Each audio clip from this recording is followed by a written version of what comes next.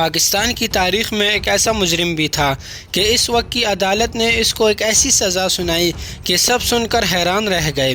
عدالت نے یہ فیصلہ سنایا کہ اس مجرم کے ٹکڑے ٹکڑے کیے جائیں اور اس کے گوشت کو تیزاب میں حل کر دیا جائے۔ اب آپ سوچ رہے ہوں گے کہ عدالت ایسا فیصلہ کیوں سنائے گی، کیونکہ عام طور پر تو عدالت فیصلہ سناتی ہے سزائے موت کی یا پھانسی کی، لیکن ایسی خطرناک سزا عدالت کیوں سنائے گی؟ اگر آپ کو جاننا ہے تو ہمارے ساتھ اس ویڈیو کے اینڈ تک بنے رہیے گا۔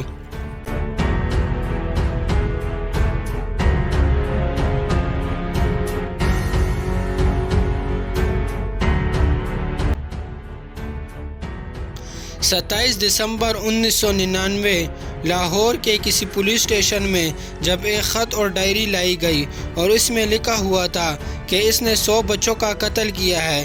جب پولیس والوں نے اس شخص کو دیکھا اور وہ خط پڑھا تو انہوں کو یقین نہیں آ رہا تھا۔ اس شخص نے 100 بچوں کا قتل کیا تھا۔ اس بندے کا نام تھا جاوید اقبال۔ جاوید اقبال شکل سے بہت ہی شریف دکھنے والا شخص تھا اور اس کے چہرے پر ایک اسمائل ہوتی تھی۔ خیر پولیس نے اس کو باہر نکال دیا اور اس کو فضول کہہ کر اس پر یقین نہیں کیا، تو اگلے دن اس نے یہ خط اور ڈائری لے جا کر ایک اخبار کو دے دی۔ اس خط میں لکھا ہوا تھا کہ اس نے کس بچے کو قتل کیا ہے اور کب کس تاریخ پر قتل کیا ہے۔ اس خط میں سب کچھ لکھا ہوا تھا اور اس خط میں آخر میں یہ بھی لکھا ہوا تھا کہ اگر مجھ پر یقین نہیں آتا تو میرے گھر آ کر دیکھ لیں۔ لیکن اس نے آخر ایسا کیا کیوں؟ اس نے 100 بچوں کو کیوں مارا؟ یہ کہانی شروع ہوتی ہے اس وقت سے 1 سال پہلے۔ جاوید اقبال امیر گھرانے سے تعلق رکھتا تھا۔ اس کا ذاتی کاروبار تھا اور ذاتی گھر تھا لاہور میں، اور وہ اکیلا رہتا تھا۔ ایک دن لاہور کی گلیوں میں جاوید اقبال کو 12 سال کا بچہ ملا۔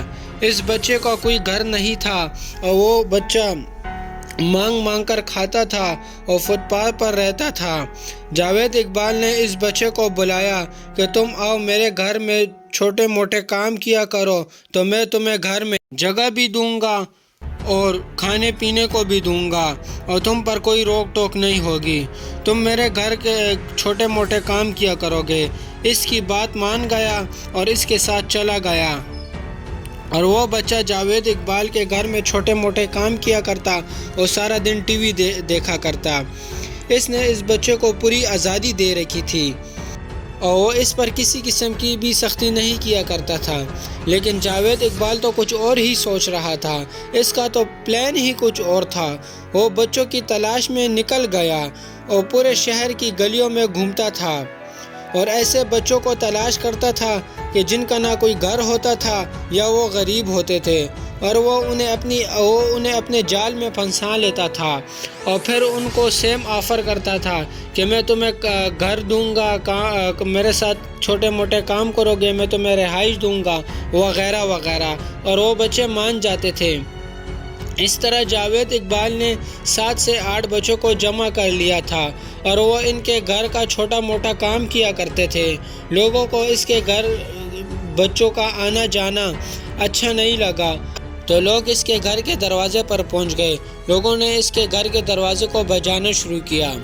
بہت دیر تک جب دروازہ نہیں کھولا تو لوگوں نے دروازہ توڑ کر اس کے گھر میں داخل ہو گئے، تو انہوں نے دیکھا کہ وہاں پر کافی بچے جمع تھے اور ان کے چہروں پر کافی ڈر تھا اور وہ سہمے ہوئے تھے اور وہ کچھ بول بھی نہیں رہے تھے۔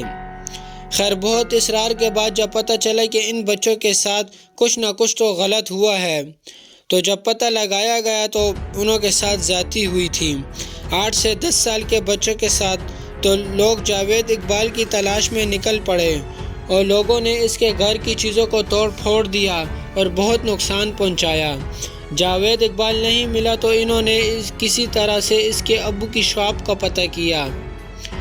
جب شاپ پر گئے تو وہاں پر بھی انہوں نے توڑ پھوڑ شروع کر دی اور اس کے ابو کو مارنا شروع کر دیا، تو اس کو بہت زیادہ مارا۔ پھر پتہ چلا کہ اس کے ابو کو بھی کچھ نہیں پتا اور وہ ان سارے واقعات سے بے خبر تھے۔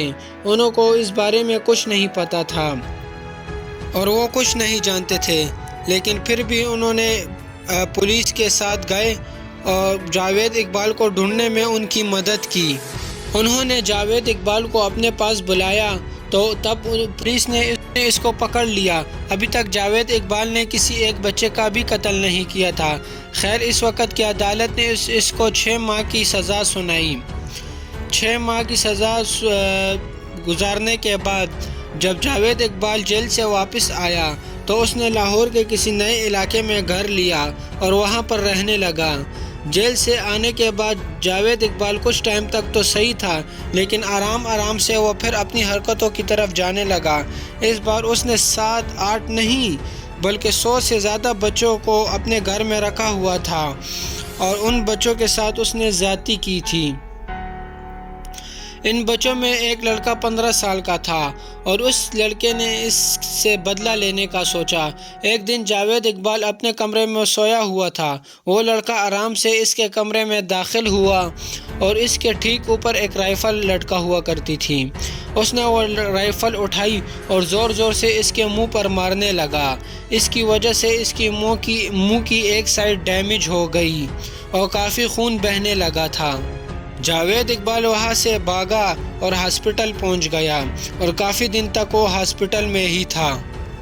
اس ہاسپٹل میں اس کا علاج چل رہا تھا۔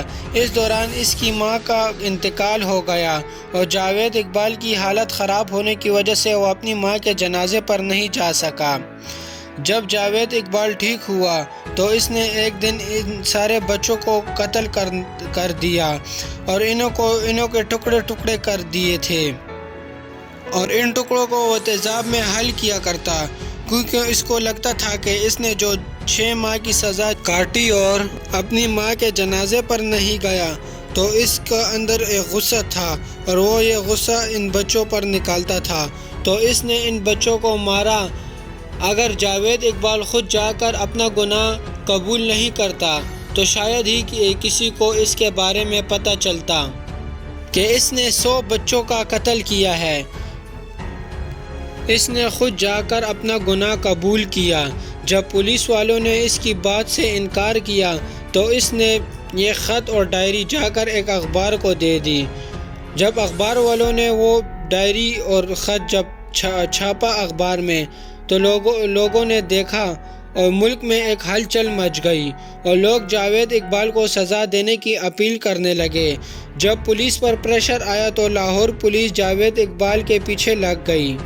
اس کے پیچھے لگی تھی تو بجائے اس کے کہ یہ چھپتا، اس نے پولیس کو خود سرنڈر کیا۔ اب پورا ملک جاوید اقبال کے کیس سے جڑ چکا تھا۔ سب لوگ یہ بول رہے تھے کہ جاوید اقبال کو سخت سے سخت سزا ملنی چاہیے۔ تو عدالت نے یہ فیصلہ سنایا کہ جس طرح اس نے ان بچوں کا قتل کیا اسی طرح اس کو سزا ملنی چاہیے۔